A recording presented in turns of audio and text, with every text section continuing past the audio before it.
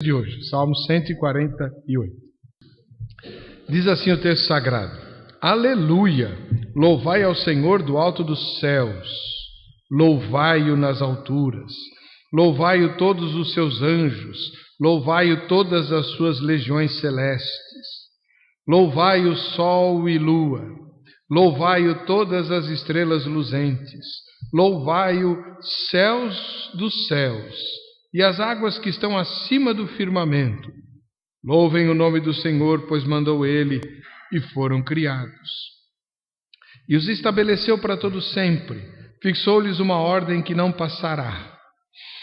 Louvai ao Senhor da terra, monstros marinhos e abismos todos, fogo e saraiva, neve e vapor, e ventos procelosos que lhe executam a palavra, montes e todos os outeiros, árvores frutíferas e todos os cedros, feras e gados, répteis e voláteis, reis da terra e todos os povos, príncipes e todos os juízes da terra, rapazes e donzelas, velhos e crianças, louvem o nome do Senhor, porque só o seu nome é excelso.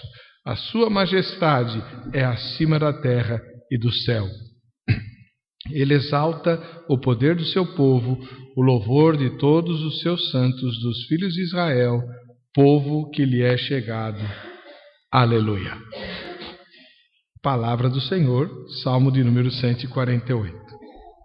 Todas as vezes que eu tenho que pregar sobre um salmo, que Deus me coloca no coração, falar sobre um salmo, eu tenho calafrios. Por quê? Porque os salmos são muito conhecidos.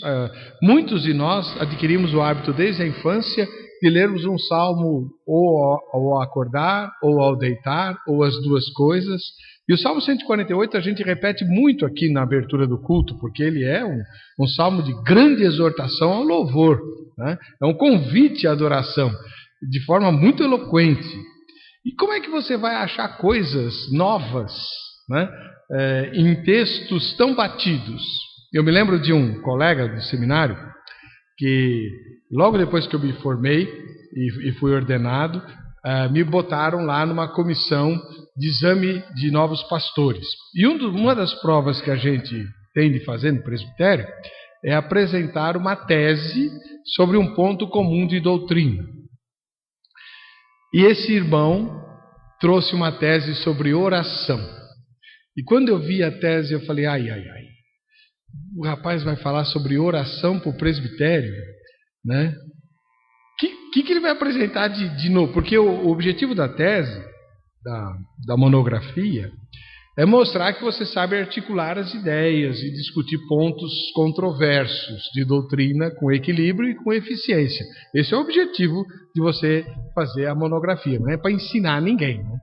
E aí, quando você vem com um tema muito surrado, muito batido, muito comum, fica difícil, né, produzir alguma discussão a respeito disso. E não deu outra, né? O rapaz teve a tese rejeitada. A monografia dele não foi aprovada. Eu espero que a mensagem sobre o Salmo 148 não tenha o mesmo fim, né?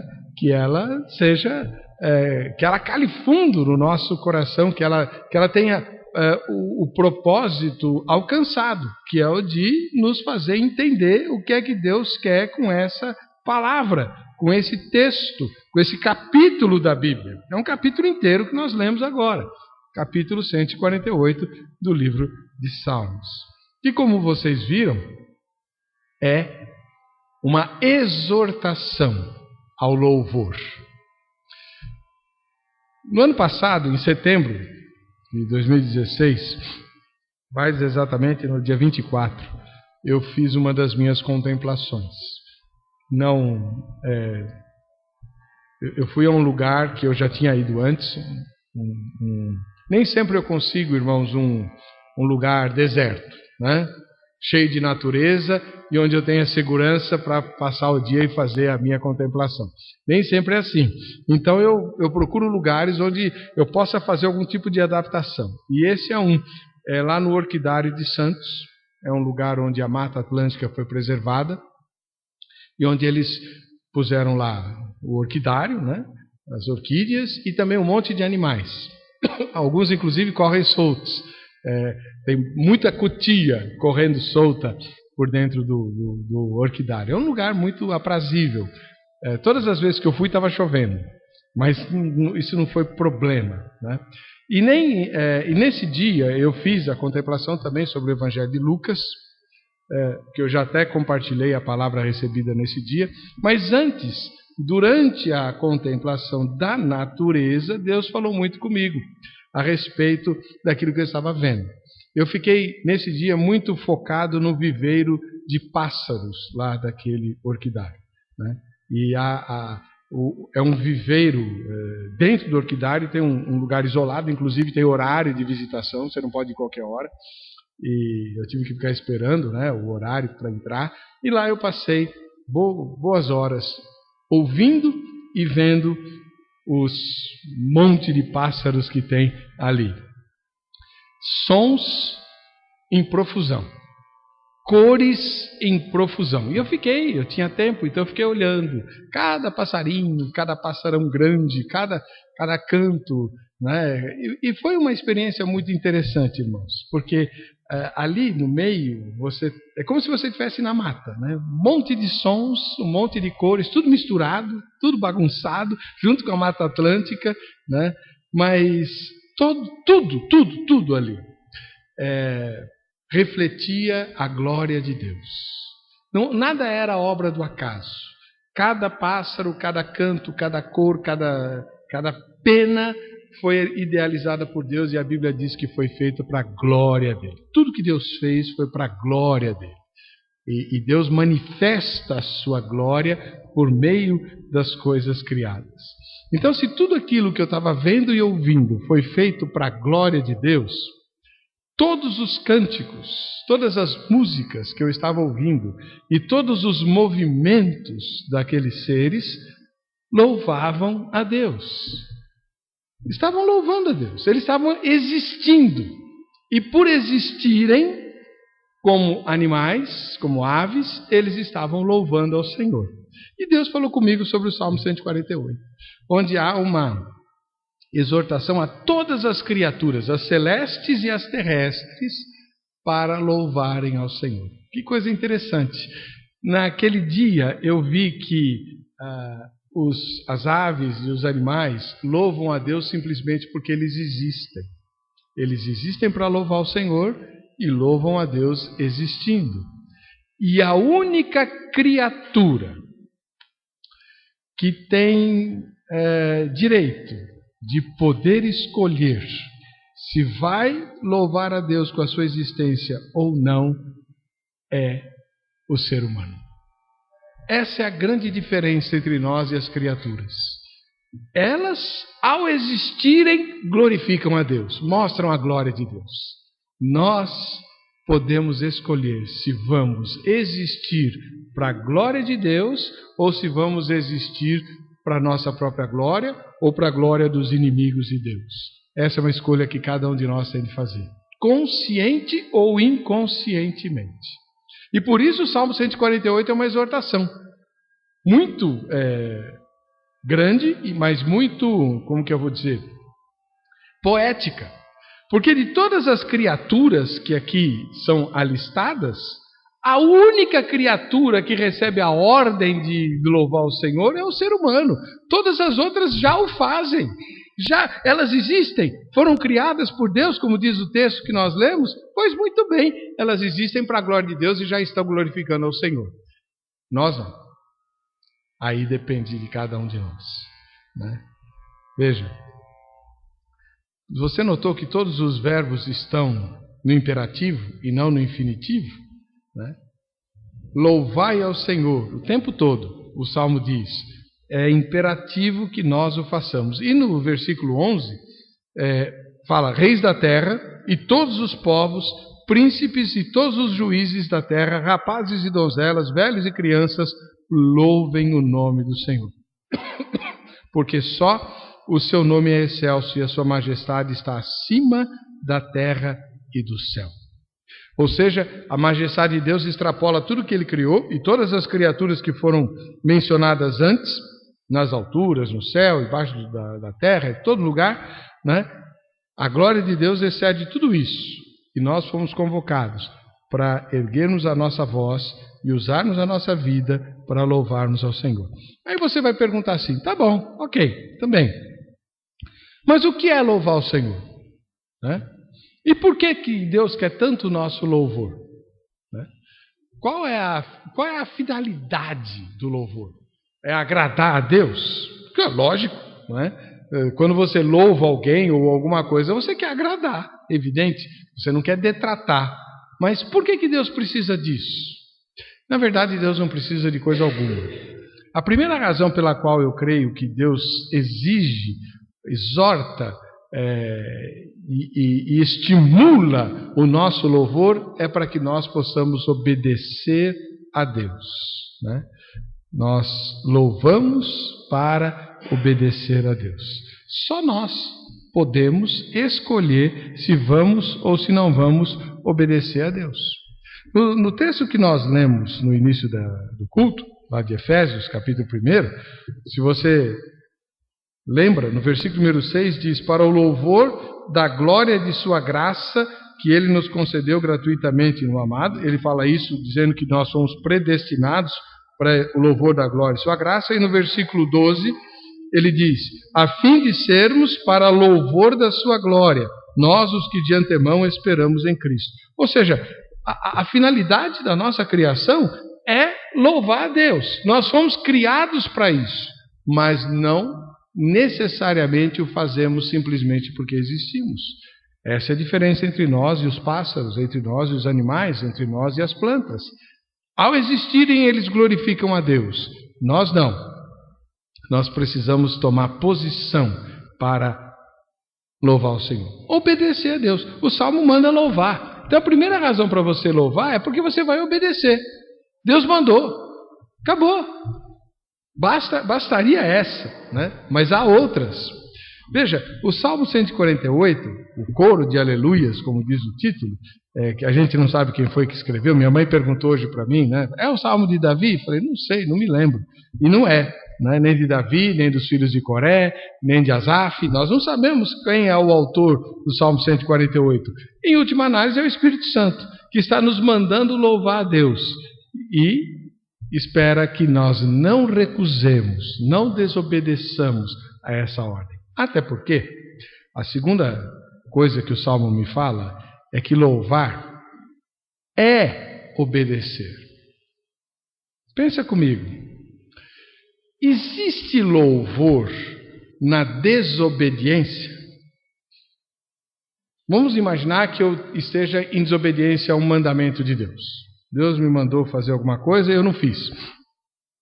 Deus mandou Jonas ir pregar lá em Nínive. Ele não foi, ele foi para Tarsis. Faria diferença se na viagem, em vez de dormir, ele estivesse fazendo um culto de louvor ao Senhor? Estou lá no porão do navio, adorando a Deus, né? Louvando ao Senhor, cantando todos os cânticos que eu sei, indo na direção oposta que ele mandou. Ia mudar alguma coisa na história de Jonas? Não, claro que não. Não existe louvor na desobediência. Existe religiosidade. Isso existe. Ritual. Você chega em qualquer religião, inclusive na religião cristã, participa dos rituais, faz as coisas mecanicamente, canta o que mandam cantar, lê o que mandam ler, fala o que mandam repetir. Pronto. Mas isso não é louvor. Isso é ritualismo. Isso é religiosidade. Jesus Cristo teve problemas terríveis com os religiosos do seu tempo, porque eles não louvavam, eles não adoravam, eles exerciam a sua religião. Os mais famosos de todos os que faziam isso eram os fariseus, né? Homens cheios de religião, mas vazios de Deus. Um deles, Nicodemos, foi procurar Jesus de noite. Ele era mestre fariseu. E Jesus mostrou que ele era mestre de religião, mas não sabia nada de Deus. Estava vazio de Deus.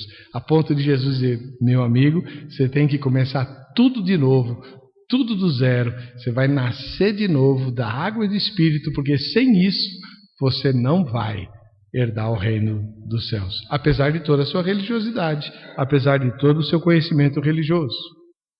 Jesus contou uma história muito interessante em Mateus capítulo 21, se você quiser acompanhar. Mateus capítulo 21, a partir do versículo 28, é uma parábola que Jesus conta. Ele diz assim: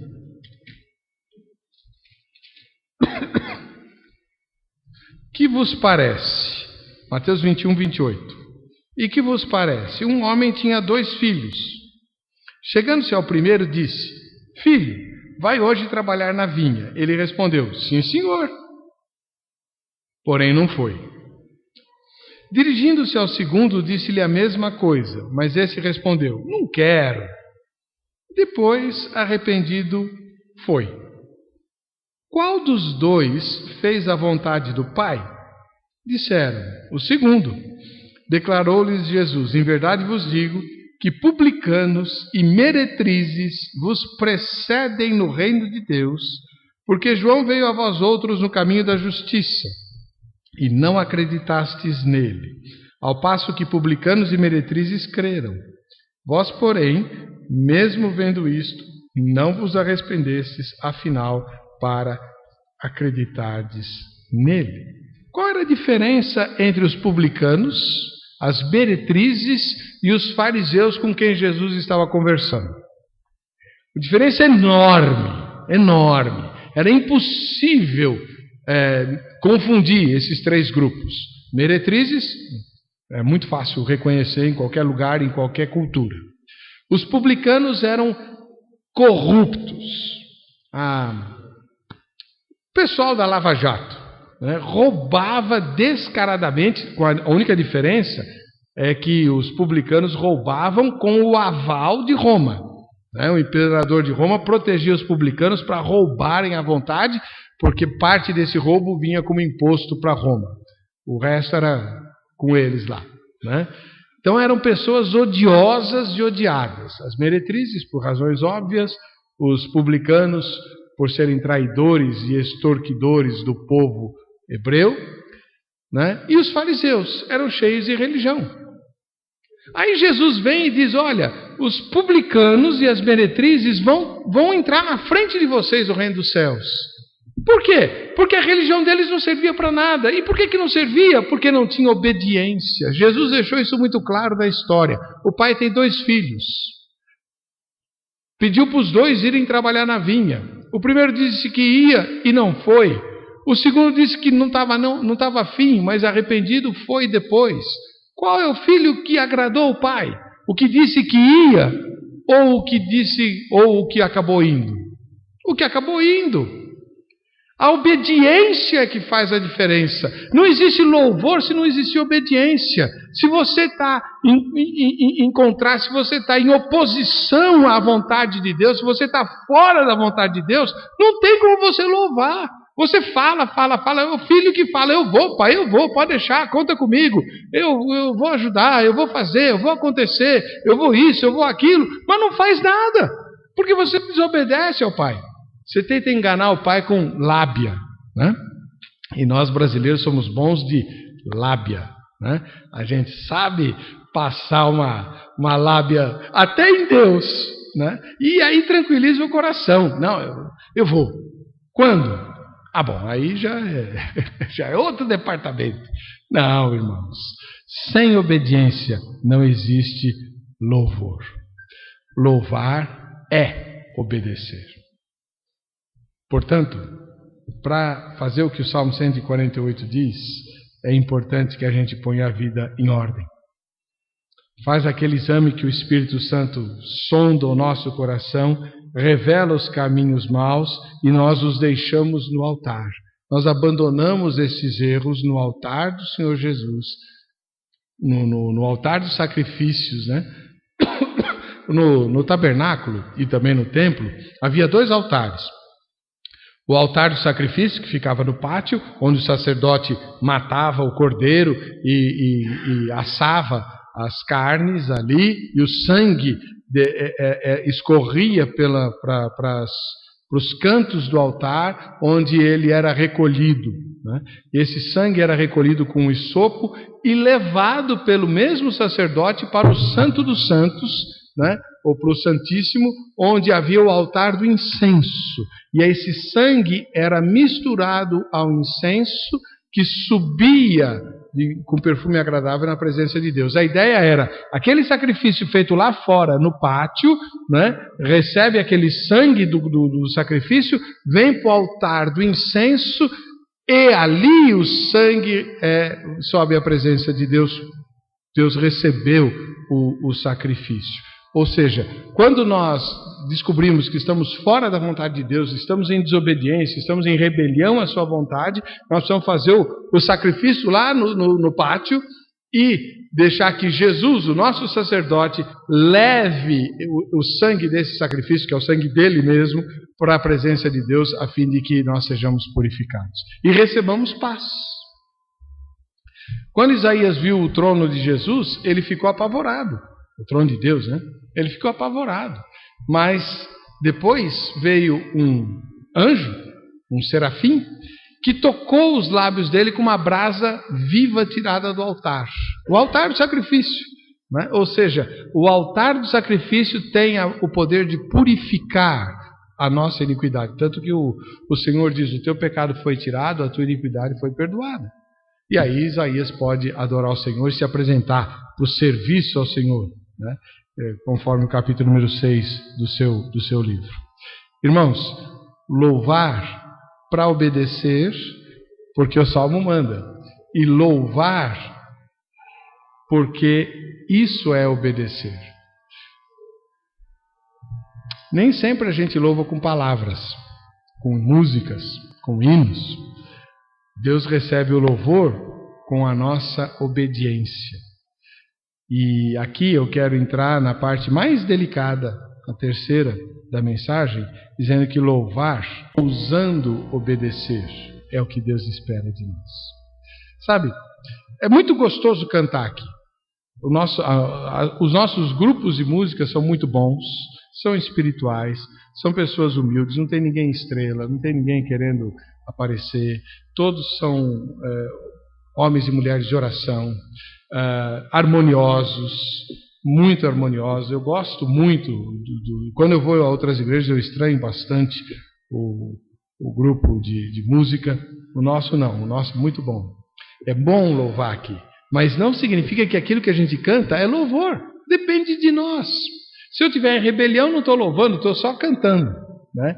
E Deus espera de mim e de você um louvor mais ousado. Não em forma de música, mas em forma de obediência especial. Quando? Quando algum mandamento de Deus, alguma instrução do Senhor se opõe à nossa vontade, se opõe ao nosso interesse pessoal, né? Se opõe à nossa inclinação. Obedecer quando a gente concorda é até menos difícil, não é verdade? Né? Se a gente concorda com alguma lei, por exemplo, eu concordo que é boa a lei que diz que no farol vermelho eu tenho que parar meu carro, não posso cruzar no farol vermelho. Concordo que essa lei é boa, protege todo mundo, é legal, então eu obedeço.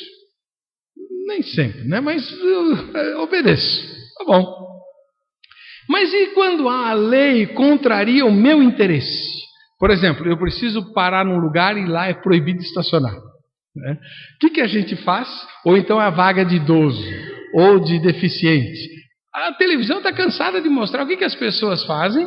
Simplesmente param, simplesmente transgridem a lei. E se alguém, essa semana mesmo, a Rede Globo foi filmar um cara lá, e o cara agrediu a repórter, agrediu, diante das câmeras, agrediu a repórter, né? E aí quando a equipe chegou e tal, para com isso, não sei o que e tal, ele estava mais calmo, falou assim, mas por que o senhor fez isso? Todo mundo para, só na minha vez de parar, vem aqui me filmar, né? A ideia é, poxa, né? Eu que estou errado, né? Não, é o repórter que está errado por ter filmado ele no momento em que ele estava transgredindo a lei. Ora, tenha dó. Então, a ideia do louvor ousado é quando nós obedecemos a alguma coisa que Deus determina, de forma clara, mas que contraria a nossa inclinação, que contraria o nosso interesse, que contraria a nossa vontade. Isso é o louvor ousado, né? Quando nós honramos a Deus, quando honramos a sua vontade, por meio de um sacrifício de louvor. Eu gosto dessa expressão, está lá em Hebreus capítulo 13, verso 15. Hebreus 13, 15 fala em sacrifício de louvor. Fruto de lábios que amam o seu nome, né? Mas esse sacrifício de louvor não é só aquilo que a boca diz, mas é quando você realmente se sacrifica para obedecer a Deus. Jó, né? Jó é um exemplo disso. Deus 2 vezes conversa com o diabo a respeito de Jó, né? Homem reto, justo, varão que se desvia do mal. Eu gosto de imaginar a conversa de Deus com o diabo nos seguintes termos. O diabo foi lá, tal, porque tinha que se apresentar diante do Senhor. Ele não gosta, mas Deus chama, ele tem que aparecer. O diabo e Deus não são equivalentes, não são. O diabo não é inimigo de Deus, o diabo é inimigo nosso, né? Deus não tem inimigo, ninguém faz frente com o Senhor. Então Deus chamou o diabo lá, ele se apresentou. De onde você vem? Eu venho da terra. Ah, você passou pela terra? Legal. Você viu, Satanás, que nem todo mundo compra a tua história? Nem todo mundo embarca na tua ladainha? Nem todo mundo vai atrás do brilho da tua sedução? Tem um homem lá, chama Jó. Homem reto, justo, piedoso, que se desvia do mal. Se desvia do mal. Essa frase é sensacional. Não é apenas que ele anda direito. Não é apenas que ele é justo e reto. Não é apenas que ele é bom. Ele se desvia do mal. E o diabo ficou furioso e disse: ah, mas é porque dá tudo certo na vida dele. Contraria, o senhor vai ver o que vai acontecer. E Deus permitiu que o diabo contrariasse a Jó, tirou todos os bens uma vez só, todos os filhos uma vez só. Uma tragédia medonha. Resposta de Jó: o Senhor o deu, o Senhor o tomou, bendito seja o nome do Senhor. Vai ter fé assim lá adiante, né? E aí Deus chamou o diabo de novo. Vem cá, e aí? Você fez lá, tocou, tirou tudo. Qual foi a resposta de Jó? Deus está se orgulhando do seu filho que obedece. Que obedece. Sabe, irmãos, tem um autor que eu gosto muito, e ele menciona uma coisa que eu nunca tinha pensado. Tantas e tantas vezes nós nos revoltamos porque acontecem coisas ruins na nossa vida e a gente diz: por que Deus permitiu? Onde é que ele estava? Como é que ele não viu? Como é que ele tem cuidado de mim se aconteceu isso, se aconteceu aquilo e tal? E de fato não tem resposta. Então esse autor, que é o Philip Yancey, ele propõe uma... Eu não sei se é dele essa reflexão ou se ele está citando alguém, porque ele é jornalista, né? Mas ele propõe a seguinte reflexão: nós não sabemos o que acontece no mundo espiritual. Jó nunca soube o que aconteceu no mundo espiritual entre ele e o diabo. Só soube o que aconteceu com ele. E o que aconteceu com ele era resultado direto de uma disputa entre Deus e Satanás. Será que tantas vezes coisas ruins nos acontecem para que nós nos comportemos como Deus espera que nós nos comportemos, contra toda a lógica, contra todos os nossos interesses, contra toda a nossa vontade? E quando nós honramos a vontade de Deus, como Jó o fez, Deus triunfa sobre os seus inimigos no céu, nós honramos o nome do Senhor. Isso é adoração ousada. Não precisamos saber, não precisamos compreender, nós precisamos apenas e tão somente obedecer, porque confiamos no Senhor. Há tantas coisas que a Bíblia traz como vontade de Deus e que muitas vezes a gente fica: mas, poxa, se eu for obedecer, né, eu vou perder isso, eu vou perder aquilo, não vou poder mais fazer tal coisa, né? Coisas pequenas e coisas grandes, coisas simples e coisas complexas. Por exemplo, Deus manda eu amar o meu inimigo. Isso nunca foi simples, nem fácil para ninguém, mas a ordem está lá, repetida várias vezes. Se eu me sujeito e se eu obedeço, Deus é honrado. Eu hoje de manhã mencionei, à luz justamente da meditação que eu ia trazer agora, para os meus alunos e alunas, a experiência que eu usei naquele sermão Usados e Abusados, quando Saulo de Tarso foi humilhado na estrada, convertido a Jesus, ficou cego, levado pela mão para a casa de um sujeito chamado Judas, na rua direita. E lá ele estava orando em jejum, 3 dias, sem saber o que ia ser dele. Ele estava em território estrangeiro, Damasco, onde ele tinha ido perseguir cristãos, e agora ele estava na casa de um, né? E esperando para ver o que é que Deus ia fazer com ele. Deus falou: você segue aí que depois eu te mostro o que vai acontecer. E Deus manda um rapaz, um senhor, um certo Ananias, orar por ele. Saulo não sabia como seria a sua recepção no corpo de Cristo. Como é que os cristãos iam recebê-lo? Sabia que eles tinham todos os motivos do mundo para matá-lo, para odiá-lo, para expulsá-lo, para envergonhá-lo, porque ele tinha ido lá torturar crente, prender crente, matar crente. E agora, como é que os crentes vão receber o novo crente? E aí Jesus aparece para Ananias, e Ananias diz: mas Senhor, esse sujeito não, ele não dá, ele veio aqui matar, arrebentar, destruir. E Jesus diz: eu sei o que eu estou fazendo, ele é vaso escolhido para mim, vai lá, ora por ele para que recupere a vista e o batize. E Ananias vai. Sabe quantas vezes eu já me pus no lugar de Ananias, irmãos? Muitas vezes. Muitas vezes. Eu já me pus no lugar desse Ananias, imaginando poder chegar na cara daquele safado que Jesus quebrantou e poder destilar o meu veneno, né? Poder dizer: você, seu sem vergonha, você é um torturador, você é perverso, você é mau, mas agora você sentiu o dedo de Deus. E Jesus já me avisou, você vai sofrer muito e eu vou gostar. Tudo verdade. Jesus falou isso para Ananias mesmo, não desse jeito, mas falou. Se eu fosse o Ananias, eu faria isso. Tá bom, vamos orar aí logo para você recuperar a vista e começar a apagar os seus pecados. Eu ia fazer isso, porque eu sou mau, igual Paulo. Ananias não. Ananias chega contrariado, não era a vontade dele orar por Saulo, não era desejo dele fazer o que Jesus mandou, mas Jesus mandou, e ele foi, e com o coração de servo, o coração aberto. E quando ele entra na sala onde Saulo está, e Saulo percebe que chegou alguém,